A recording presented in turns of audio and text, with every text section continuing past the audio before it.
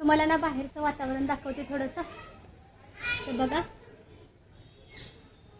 ढग आलेले आहेत, ढगाळ वातावरण तयार झालेलं आहे. तर सकाळी पाऊस आलेला, आता पाऊस काही नाहीये, ऊन पडलेले. तर इकडे पण दाखवते बघा,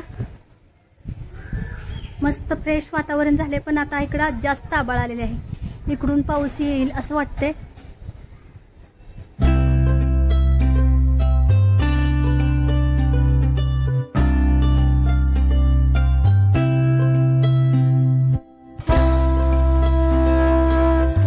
नमस्कार, मी मनीषा. आजचा दिवस तुम्हाला खूप छान, मस्त, आनंदाचा, आरोग्याचा जावो हीच बापाची चरणी प्रार्थना. तर आज गौरी बसलेले आहेत. तुम्हा सर्वांना माझ्याकडून गौरीच्या खूप खूप शुभेच्छा. सर्वांना गुड मॉर्निंग. सकाळच्या 6 वाजलेले आहेत.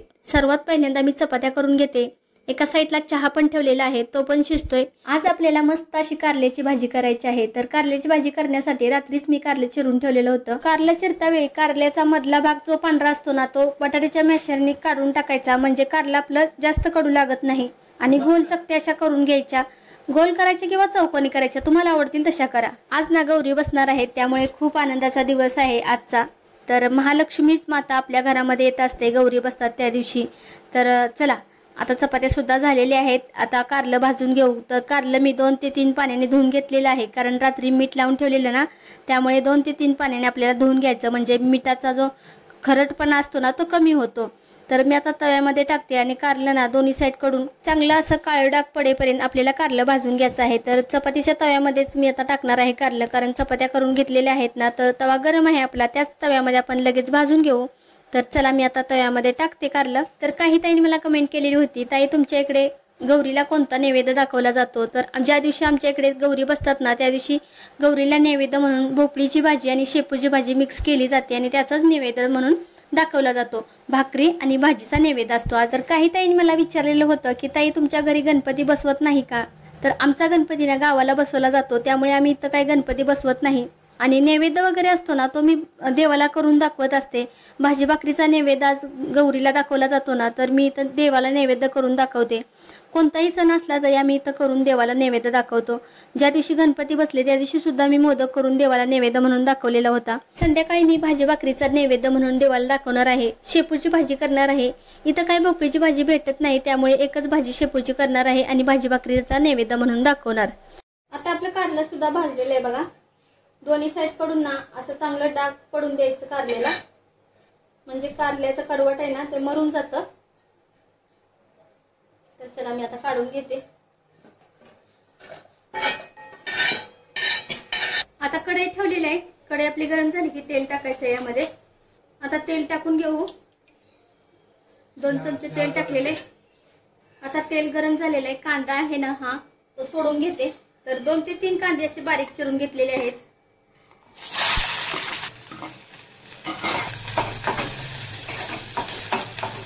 आता हा कांदा आहे तो थोडासा गुलाबी होईपर्यंत भाजून घेऊ तेलामध्ये. तर ह्या बघा लसणाच्या 3 ते 4 पाकळ्या घेऊन चेचून घेतलेल्या आहेत, त्या सुद्धा टाकू आपण.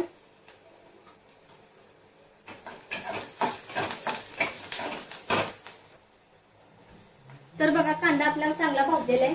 आता आपण कारलं टाकून घेऊ. आता मी हलवून घेते कारला. इथे चांगला असं हलवून घ्यायचं, म्हणजे कांदा आणि कारलं तेलामध्ये थोडंसं भाजून घ्यायचं. 2 ते 3 मिनिटं कारलं आपलं तेलामध्ये भाजून घेतलेलं आहे. आता ना आमचूर पावडर 1 चमचा टाकलेला आहे मी. तुमच्याकडे जर आमचूर पावडर नसेल ना, तर तुम्ही चिंचेचा कोळ टाकला ना तरी सुद्धा चालतो. कारल्याला थोडंसं आंबट असं असलं ना तर कारलं कडू लागत नाही, त्यामुळे मी आमचूर पावडर टाकलेली आहे. आमसूल रात्रभर भिजत घालून तुम्ही त्याचा कोळ काढून टाकला ना तरी सुद्धा कारलं कडू होत नाही. चिंच, आमसूल किंवा आमचूर पावडर किंवा लिंबू सुद्धा तुम्ही पिळास तरी सुद्धा चालेल. जे काही तुमच्या घरामध्ये वस्तू असेल ती टाकली तरी चालते. हा खोबऱ्याचा किस करून ठेवलेला होता ना, तो थोडा टाकलेला आहे. आता हलवून घेतो याला. आता ना अर्धा चमचा हळद टाकू. आता काळा मसाला मी 1.5 चमचा टाकलेला आहे. त्यानंतर मीठ सुद्धा टाकायचं आहे, पण थोडंसं टाकायचं आहे आपल्याला. तर मी ते 1/4 चमचा मीठ टाकलेलं आहे, कारण आपण रात्रभर मिठामध्ये सुद्धा भिजवून ठेवलेलं होतं. त्यानंतर धुवून घेतलं, पण सगळं मीठ काय कारल्याचं पाण्यामध्ये जात नाही. धुतल्यानंतर थोडं तरी कारल्यासोबत राहतं मीठ, त्यामुळे थोडंसं टाकायचंय, थोडं कमीच टाकायचंय. टाकलेला आहे. तर पाणी ओतायचंय चांगला. हा मसाला 1 मिनिटासाठी भाजून घेऊ आपण तेलामध्ये. आता अर्धा ग्लास यामध्ये पाणी ओतते. कारला शिजेपर्यंत ना मी आता देवपूजा करून घेते. आज सणसूद आहे, त्यामुळे देवपूजा मी आज लवकरच करून घेते. कसं मस्त वाटतं, फ्रेश वाटतं देवपूजा केल्यानंतर. तर आंघोळ वगैरे झालेली होती सकाळीच माझी. तर म्हणतात आता देवपूजा करायची आणि राहिलेली कामं आहे ती नंतर करणार आहे. तर आज देव मस्त असं घासून घेणार आहे पितांबरीनं.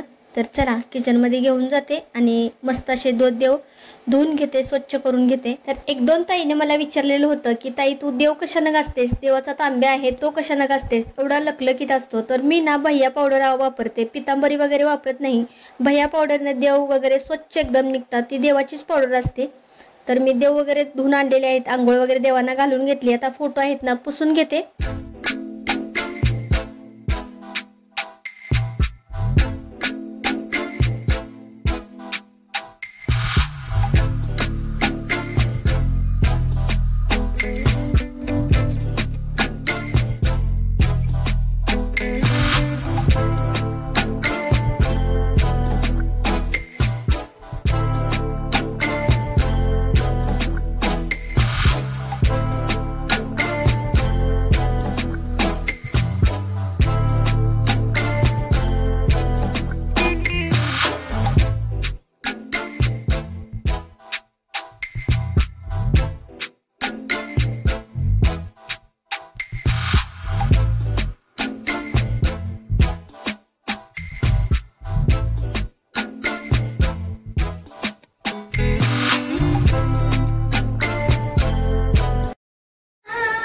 घे तिथं आहे बघ, फुटबॉल प्लेयर.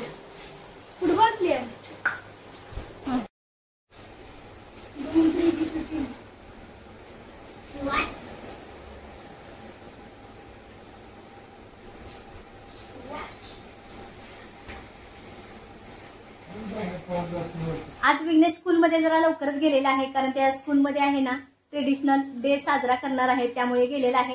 2:30 वाजता सुटणार आहे त्याची स्कूल. बॅग वगैरे नेलेली आहे, पण बुक्स वगैरे काही नेलेले नाही ते, आणि बॉटल घेऊन गेलेला आहे. माझी देवपूजा वगैरे झाली, त्यानंतर स्वयंपाक पण झालेला आहे. कारलं पण मस्त असं केलेलं आहे. तुम्हाला दाखवलं कारलं मी कसं केलं. तर माझी आजी आहे ना अशा प्रकारे कारलं करायची, खूप छान लागायचं. कडू थोडं सुद्धा लागत नाही असं कारलं केल्यानंतर. दुसरी पण कामं राहिलेली आहेत, ती सुद्धा मला आता करायची आहेत. तर चला झाडू मारून घेते, झाडू राहिलेला आहे मारायचा. देवपूजा केली, त्यानंतर कारलं सुद्धा झालेलं होतं. ओंकारला टिफिन वगैरे भरून दिला आणि विघ्नेश सुद्धा आज लवकर स्कूलला गेलेला आहे. तर आता झाडू मारून घेते. पारूसा कचरा काढलेला नव्हता आणि लादी पण पुसायची आहे, पण विघ्नेशला सुद्धा आणायला जायचं आहे. आज उशीरच झालेला होता कामाला. तर चला मी झाडू मारून घेते, त्यानंतर विघ्नेशला सुद्धा जायचं आहे आणायला. तर टाइम झालेला आहे विघ्नेशचं. आता सर्व घरातलं काम आवरलेलं आहे, झाडू वगैरे मारलेलं आहे. तर आता चाललेलं आहे विघ्नेशला आणायला. विघ्नेशची स्कूल सुटली असेल, 2:45 वाजता सुटणार होती ना. तर सकाळी तो लवकरच गेलेला होता, त्याने टिफिन वगैरे काही नेलेलं नाही. स्कूलमधून आला ना त्यानंतर दोघं जण आम्ही जेवण करणार आहे. तर चला त्याला घेऊन येऊ. तर इथे बघा पिशवी वगैरे काढलेली आहे आणि लॉक पण लावते. हेल्मेट काढलेलं आहे, खिडकी वगैरे लावून घेते.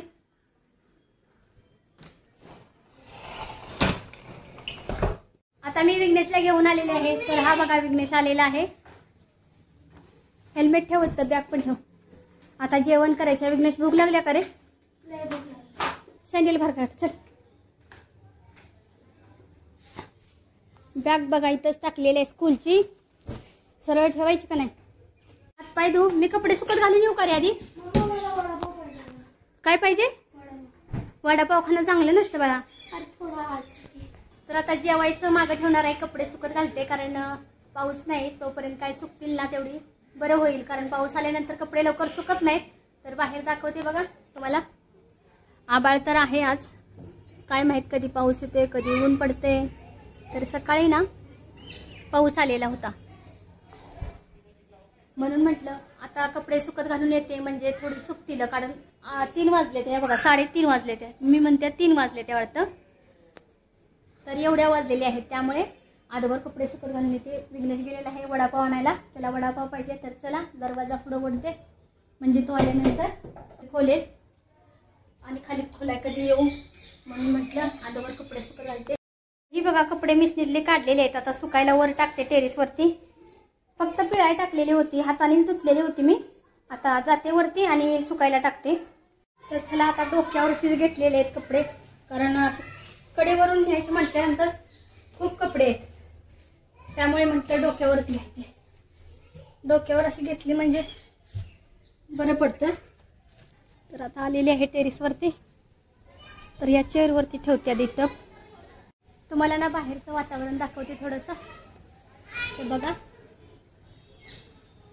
ढग आलेले आहेत, ढगाळ वातावरण तयार झालेलं आहे. तर सकाळी पाऊस आलेला, आता पाऊस काही नाहीये, ऊन पडलेले. तर इकडे पण दाखवते बघा, मस्त फ्रेश वातावरण झाले. पण आता इकडं जास्त आभाळ आलेले आहे, इकडून पाऊस येईल असं वाटतंय.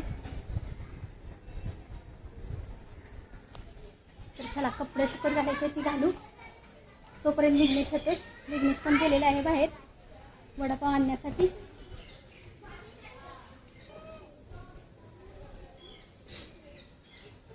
आता सर्व कपडे सुकत घातलेले आहेत, तुम्हाला दाखवते.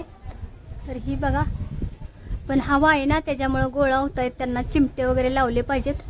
खालच्या ह्या कपड्यांना लावलेले आहेत, पण वरच्या ह्या कपड्यांना लावलेले नाहीत. तर हा शर्ट बघा आत्ता सुकायला टाकलेला कसा गोळा झालाय, तो आता सरळ करते आणि त्याला चिमटा लावते. तर इथे चिमटे ठेवलेले आहेत. तर बघा गोळा झालेला सगळा. आता पाणी बघू टाकीत आहे किती. कपडे तर धुवून घेतलेले आहेत, त्यामुळे पाणी किती राहिले ते बघते. आता पाणी पण एकदम थोडं राहिलेलं आहे, तळाला गेलेलं आहे टाकीच्या, थोडंच पाणी राहिलेलं आहे. तर चला खाली जाऊ.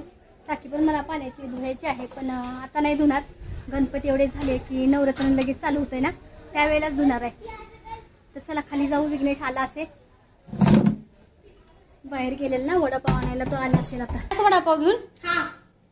तर हे बघा वडापाव घेऊन आलेला आहे विघ्नेश. मला एक तुला आणि एक मला ना. हा चालेल. वडापाव माहिती का 8 रुपयाचा आहे. कोणता? हा 8 रुपयाचा वडापाव आहे. होय, स्वस्त आहे कसा रे? छोटा आहे थोडा, आणि ग्रीन चटणी पण देतात. हा ही ग्रीन चटणी काय? चालेल चला. आपण जेवण पण घेऊ लागलीच. तर आता मी किचन मध्ये जाऊन ना जेवण घेते, आपल्याला जेवायला. हा